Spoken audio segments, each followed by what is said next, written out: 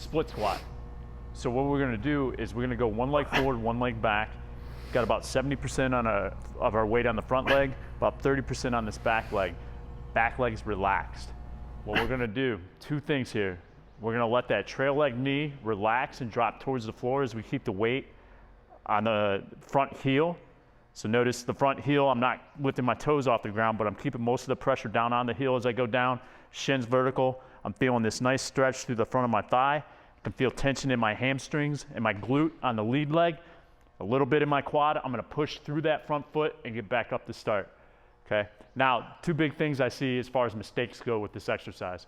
One, when people go down, they'll let the butt kick back and the shoulder come forward.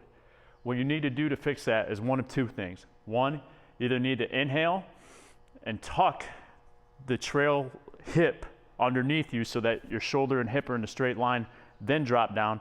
If that doesn't work, then what's happening is this trail leg is going out. And what you need to do is pull it in.